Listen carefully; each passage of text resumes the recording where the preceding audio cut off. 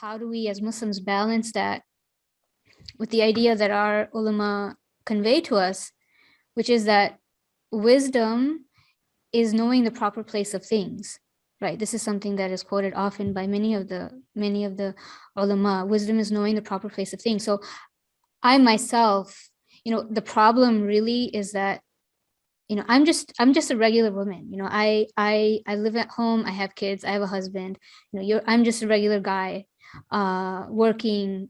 I have to bring home the bread and butter so that my family can survive and thrive, right? What is incumbent on me? And as this hadith on the screen that we didn't, that we have here, it sort of brings home the point, right? The Messenger of Allah sallallahu alaihi wasallam said, "Whoever believes in Allah in the last day, let him speak goodness or remain silent. Whoever believes in Allah in the last day, let him honor his neighbor. Whoever believes in Allah in the last day, let him honor his guest." And it's just like, nobody cares. I mean, I think this is what the point was. I hope I'm not putting words into your mouth, Dr. Asad, but like, these things matter, and these things matter for every single one of us. If we're talking about Fard Kifaya and the communal obligation, you can't go and try to do the communal obligation when your personal obligations are not being met, your personal, everyday social obligations. And that, I think, is what you very, very beautifully conveyed in this excerpt that we read for today, the communal living one, is that what am I required to do? What am I encouraged to do?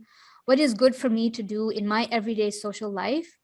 And I have to do that first. I have to take care of that first. I mean, I know of people, I mentioned this, I think, in the first book club session, the one on guiding children with Ustaza Salma Badr Duja, where we're so focused on trying to like fix the social problems.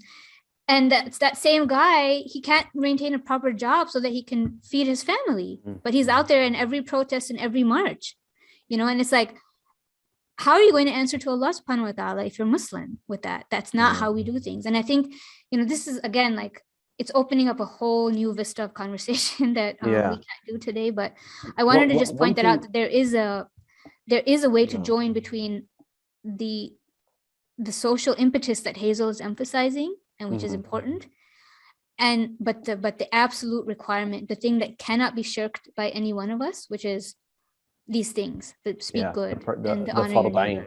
Yes.